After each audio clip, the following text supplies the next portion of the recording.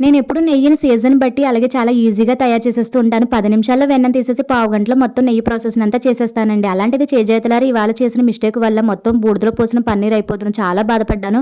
But లాస్ట్‌లో మళ్ళీ నేను చేసిన మిస్టేక్ గుర్తుకొచ్చింది. రీకరెక్ట్ చేసుకున్నానండి. అదేంటంటే సమ్మర్ సీజన్ గదా!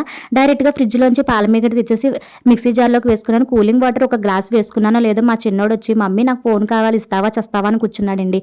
వాడిని ఎలాగోలాగా బుజ్జగించి వీడియో అయిపోయాక ఇస్తాను నాన్న అని చెప్పి డబ్బాలో ఉన్న 4 పప్పు చెకోడీలు గిన్నెలో వేసి సోఫాలో కూర్చోబెట్టి ఈటీవీ బాలభారతిలో బొమ్మలు పెట్టి మళ్ళీ కిచెన్‌లోకొచ్చి ఇంక వాటర్ కూడా ఏసేసాను కదా అని చెప్పేసి మిక్సీ పట్టేసాను. తర్వాత తెలియని పదార్థం ఏదో బయటపడింది. చాలా బాధ అనిపించిందండి. తర్వాత మళ్ళీ నాకు గుర్తొచ్చింది. అయ్యయ్యో! మీగడ ఎక్కువైపోయింది. వాటర్ తక్కువైందని చెప్పి మళ్ళీ ఇంకో 2 గ్లాసులు కూలింగ్ వాటర్ అయితే యాడ్ చేశాను. చక్కగా వెన్న పైకి తేలిపోయింది. అమ్మేసా అనిపించిందండి. నేను చేసే ఈ 150 గ్రాములు, 100 గ్రాముల నెయ్యితోటి మా వారికి లక్షల్లో, వేలల్లో ఏం మిగిల్చాననుకోండి. కాకపోతే మనకి మనం చేజేతులారా మన హస్బెండ్‌కి చేసే చిన్న పొదుపైనా సరే అది మనకి లక్షల్లో సాటిస్ఫాక్షన్ ఇస్తుంది కదా! అదన్నమాట విషయం ఇక్కడ.